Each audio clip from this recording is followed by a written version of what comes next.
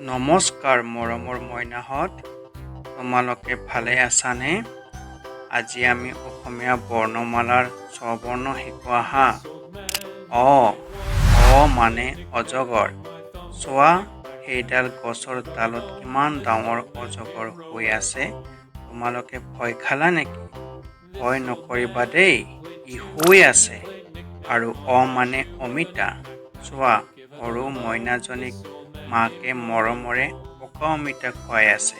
তোমালোকেও অমিতা খাবা দেই, বহুত ভাল। এতিয়া আহিল তুমিও কোৱা মানে আম। চোৱা, গছত কিমান পকা আম লাগি আছে। ই খাবলৈ বহুত মিঠা, তুমিও খাবা দেই। আৰু মানে আপেল।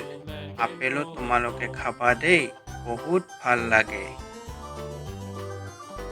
এইবাৰ আহিল হ্ৰস্বই। কোৱা মইনাহঁত, হ্ৰস্বই মানে ইটা। আমাৰ ঘৰবোৰ কিহেৰে বনাই জানানে? এইবোৰ ইটাৰে বনাই। চাবাচোন তোমালোকে। দীৰ্ঘই মানে ঈগল চৰাই। দেখিছানে সেইটো ঈগল চৰাই? ই আকাশত কিমান দূৰলৈ পৰি আছে। এতিয়া আমি শিকিম হ্ৰস্বউ। এবাৰ কোৱাচোন সকলোৱে হ্ৰস্বউ বুলি। হ্ৰস্বউ মানে উট।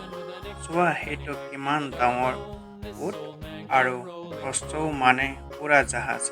চোৱা, সেইখন আকাশত কিমান ডাঙৰ উৰাজাহাজ উৰি আছে। তোমালোকে উৰাজাহাজ দেখিছানে বাৰু? দীৰ্ঘউ। তুমি কোৱা মইনা, দীৰ্ঘউ মানে ঊণ তোমালোকে দেখা নাই ন?